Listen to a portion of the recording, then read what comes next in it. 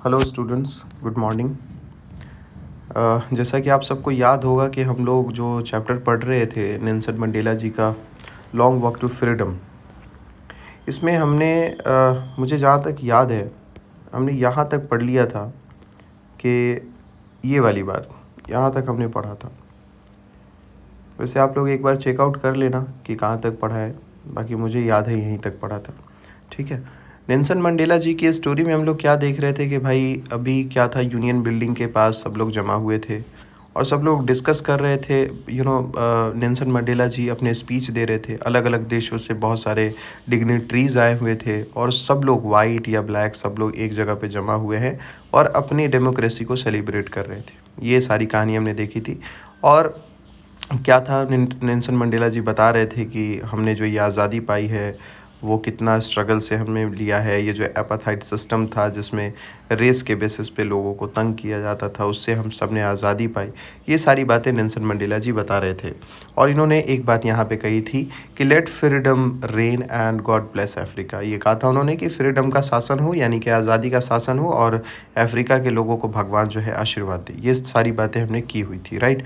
उसके बाद oral comprehension check जो है, मुझे याद नहीं कि मैंने करवाया है कि नहीं। अगर नहीं करवाया तो ग्रुप में आप मुझे बता देना, मैं भेज दूंगा। ठीक है। आगे की चीज़ें पढ़ते हैं क्या होता है। आगे कहते हैं नेल्सन मंडेला जी अपने जो Long Walk to Freedom book है उसमें जो आगे की बात लिखते हैं वो क्या लिखते हैं। A few moments later we all lifted our eyes in awe, ये वर्ड याद रखना, बड़ा अच्छा वर्ड है। इस वर्ड का मतलब क्या होता है, बहुत ही ज़्यादा हैरानी और रिस्पेक्ट। ठीक है, खैर छोड़ो। A few moments later, we all lifted our eyes in awe as a spectacular array of South African jets, helicopters, and troops carriers rode in a perfect formation over the Union buildings. It was not only a display of pinpoint precision and military force, but a demonstration of the military's loyalty to democracy, to a new government that had been freely and fairly elected. अब यहाँ पे क्या कहते हैं, दो तीन words हैं, उन सबका मतलब पहले मैं आपको बता दूं। ओ का मतलब क्या हो जाएगा बच्चे, बहुत ज़्यादा हैरानी और रिस्पेक्ट। ठीक है। ट्रूप कैरियर एक जो सेना होती है उसका जो क्राफ्ट होता है जिसमें सेना बैठती है या जवान बैठ करके जाते हैं, जो जवान को बैठने के लिए एयरक्राफ्ट्स होते हैं या प्लेन होते हैं, उसको बोल देते हैं। फाइन। उसी तरीके से एक और वर्ड है स्पेक्टिकुलर अरे, उसका मतलब क्या है, बहुत ही खूबसूरत, इम्प्रेसिव नज़ारा, खूबसूरत नज़ारा। या रोअर, रोअर का मतलब क्या हो जाएगा, ज़ोर की आवाज़, ज़ोर की आवाज़ करते हुए। तो ये कुछ वर्ड्स थे। अब हाँ, एक और वर्ड है क्या, पिन पॉइंट प्रिसीजन, जो बिल्कुल अच्छे फॉर्मेशन में हो, बिल्कुल परफेक्ट हो, परफेक्ट निशाना हो जिसका, है ना, उसको बोल देते हैं। चलो अब मतलब समझते क्या है।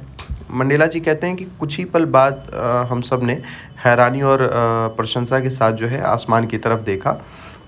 साउथ अफ्रीका के फाइटर जेट्स, हेलीकॉप्टर्स और सोल्जर को ले जाने वाले एयरक्राफ्ट, है ना, यूनियन बिल्डिंग के ऊपर एक बहुत ही शानदार डिस्प्ले के रूप में एकदम परफेक्ट लाइन के साथ उड़ रहे थे, ये मंडेला जी कहते हैं। और आगे वो क्या कहते हैं, वो आगे बड़ी कमाल की बात ये बताते हैं कि भाई ये जो चीज़ आप देख रहे हो ये सिर्फ आर्मी की परफेक्ट एक्यूरेसी को नहीं दिखा रहा है कि हाँ भाई आसमान में जो आर्मी है या उनकी जो फोर्सेस है वो देखो कितने अच्छे तरीके से फॉर्मेशन कर रही है अपने एयरक्राफ्ट का और ऊपर से जा रही है। ये सिर्फ आर्मी की परफेक्ट एक्यूरेसी और ताकत को दिखाने के लिए नहीं था, ये क्या था, बल्कि ये दिखाने के लिए था कि आर्मी नई जो सरकार आई है या नया जो डेमोक्रेसी उनके पास मिला है उसके लिए वो कितने वफादार हैं, ये उसका दिखावा था। ठीक है। और कौन सी गवर्नमेंट, जिसको फ्रीली और फेयरली इलेक्ट किया गया है। ठीक है।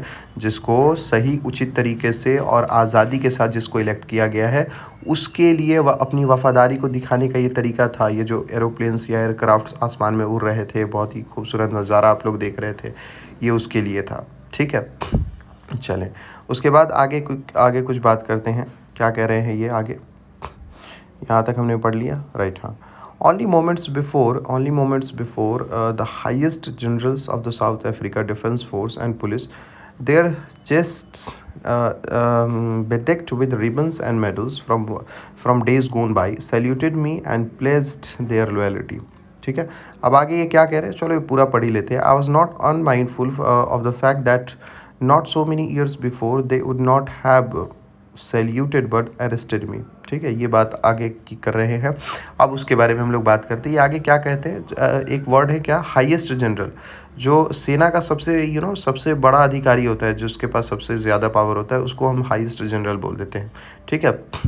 और अनमाइंडफुल जो है मतलब किसी बात से वाकिफ़ होना, मतलब पूरी तरीके से किसी बात को भूले नहीं, अभी भी दिमाग में है। ठीक है, वो बात। और अरेस्ट का मतलब तो पता ही आपको, पकड़ लेना होता है। चलो, तो अब मतलब समझते क्या बोल रही है। ये आगे कहते हैं, कुछ ही देर पहले साउथ अफ्रीका की आर्मी और पुलिस की सबसे बड़े हाईएस्ट जनरल जो है, जिनकी छाती पुराने रिबन्स और मेडल्स से भरी हुई थी, उन्होंने मुझे सैल्यूट किया और अपनी वफादारी का वादा किया। मैं इस बात को नहीं भूल रहा था कि भाई क्या था कि कुछ ही साल पहले ये लोग जो है मुझे सैल्यूट नहीं करते, बल्कि क्या कर रहे थे, गिरफ्तार कर लेते। ठीक है, अब चले आगे, कुछ बातें हैं आगे। क्या कह रहे हैं ये, आगे कहते हैं, finally a chevron of impale jets left a smoke trail of the black, red, green, blue and gold of the new South African flag। अब आगे क्या कह रहे हैं कि कुछ ही देर के बाद क्या हुआ, वहाँ पे आखिर में जो इम्पेल जेट्स हैं, ठीक है, मतलब इम्पेल जेट्स का मतलब हो गया वो वी शेप वाले जेट्स। ठीक है, जो एयरक्राफ्ट्स होंगे वो। ठीक है, और शेवरॉन जो वर्ड है ना, शेवरॉन का मतलब होता है वी शेप। ठीक है, वी शेप होता है, फाइन। तो ये वही कह रहे हैं कि आखिर में इम्पेल जेट्स जो हैं जो वी शेप में उड़े और नए साउथ अफ्रीका के झंडे के रंग, जो कि ब्लैक थे, रेड थे, ग्रीन थे, ब्लू थे और गोल्ड कलर के थे, वो सब के जो है स्मोक ट्रायल कर रहे थे, यानी कि धुआं की लंबी लाइन बनाते हुए जा रहे थे। ठीक है, ये बात ये आगे बताते हैं। आगे चलो देखते हैं आगे क्या होता है। The day was symbolised for me by the playing of our two national anthems and the vision of white singings, Kosi Sikeleli Africa and Black Singing Diastem, the old anthem of the Republic. Although that day neither group knew the lyrics of the anthem they once despaired, they would soon know the words by heart. चलो, अब इतने का मतलब समझते हैं। Mandela जी कहते हैं कि जैसे, अच्छा पहले वर्ड समझ लो क्या होता है। एंथम का मतलब तो पता ही है आपको, जो राष्ट्रीय गान होता है उसको बोल देते हैं।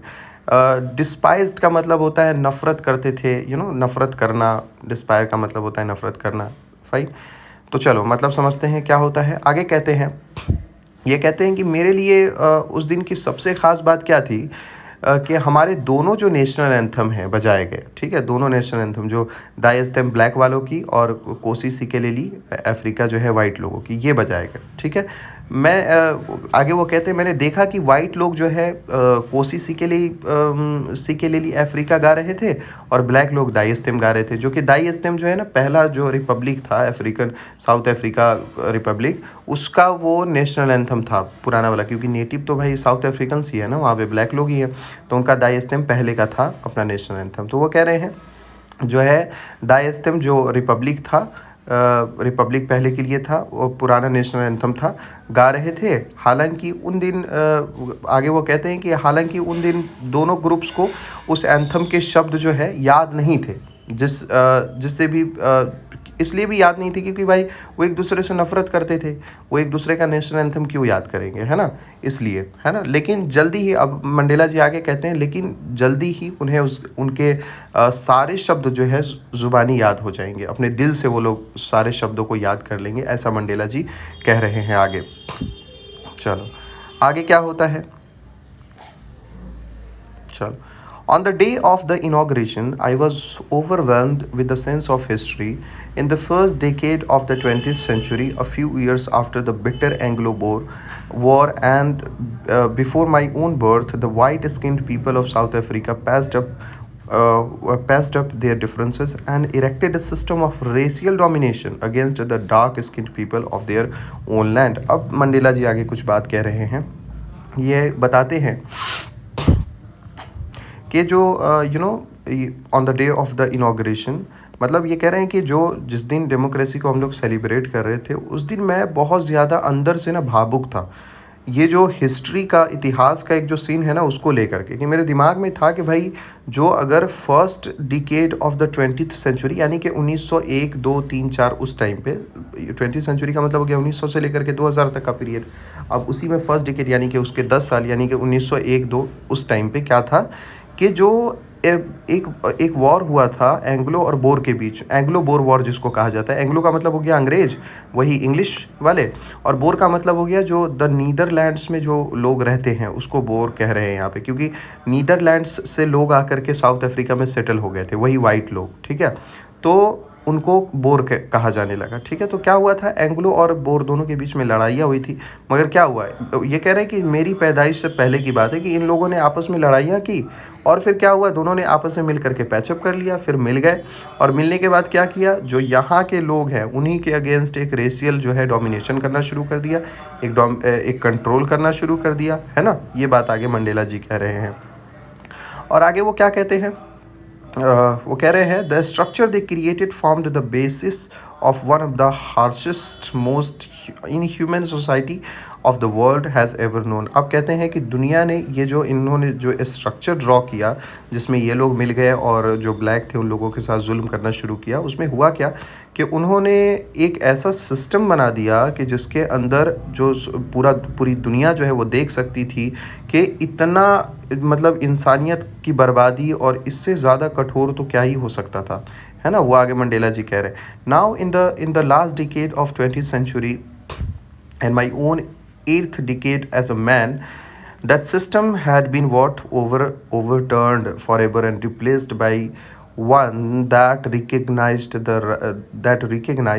the rights and freedom all peoples regardless of color of their skin। अब कह रहे हैं क्या कि अब ये जो मेरा मेरा अपना खुद का 8th डिकेड है, यानी कि मैं अब खुद 80 साल का हूँ एक आदमी के तौर पे, और जो ये इस कंट्री में 20th सेंचुरी का लास्ट डिकेड चल रहा है। अब यहाँ पे क्या हुआ है कि इन सारी चीज़ों को उखाड़ फेंका गया है, बदल दिया गया है, और बदल के क्या ला दिया गया है, राइट्स, जो राइट्स की बात करता हो, जो फ्रीडम की बात करता हो, लोगों के फ्रीडम की, और कलर के बेसिस पे किसी को डिस्क्रिमिनेट न करता हो, उस चीज़ से इसको बदल दिया गया। शुरू में ये शुरू हुआ था और लास्ट आते आते तक ये ख़त्म हो गया, 20th सेंचुरी के लास्ट तक ये ख़त्म हो गया। यानी कि जुल्म कभी भी क्या है, हमेशा के लिए नहीं रहता, वो एक दिन उसको जाना है भाई साहब। बच्चे दूसरे इसमें शूट कर रहा हूँ क्योंकि ज़्यादा लॉन्ग हो जाएगा तो फिर ये नहीं कर पाऊँगा, मैं अपलोड नहीं कर पाऊँगा।